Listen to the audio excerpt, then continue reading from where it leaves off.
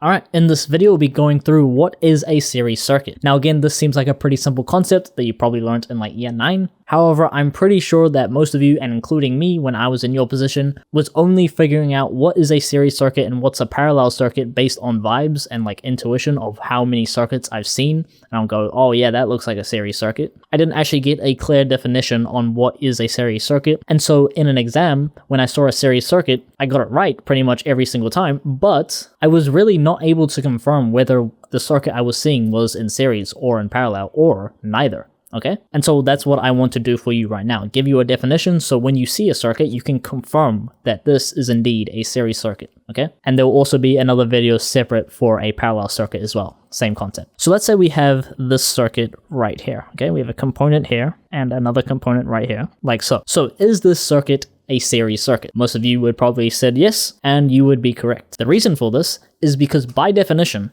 components are said to be in series if and only if there is only one pathway for charges to flow through them. And as you can see here, charges from the battery or the power supply or whatever flow through this ideal wire into this resistor, through this resistor, and then back through into the power supply. And as you can see, there is only one path for them to follow, and therefore the components are said to be in series. And because these components are the only components in the circuit, this is said to be a series circuit.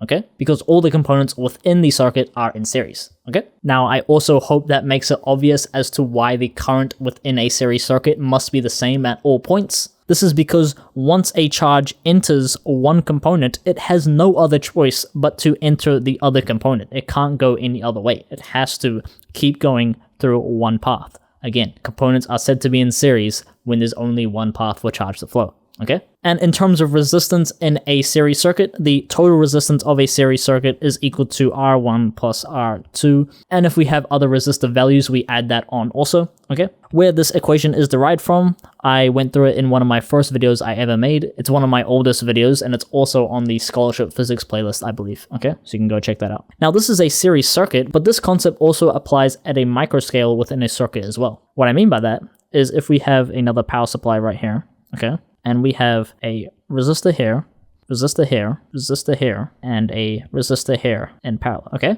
Now, components are said to be in current if and only if there is only one pathway for charges to flow through them. And as you can see here, charge comes through from the battery, flows through this resistor and then this resistor, and then once they meet at this junction, they can split off in either way. And so we wouldn't say that this is a series circuit. Most people would call this a parallel circuit, okay? However, we can see that these two components right here are in series, okay? And so that's what I mean by this concept applies at a micro scale, okay? It isn't about series circuits and parallel circuits. It's more about the individual components and how they connect to each other, okay? And that's why in the definition, it says that components are in parallel, not the entire circuit, okay? We really talk about components and how they relate to each other, all right? And that will be it for this video. See ya.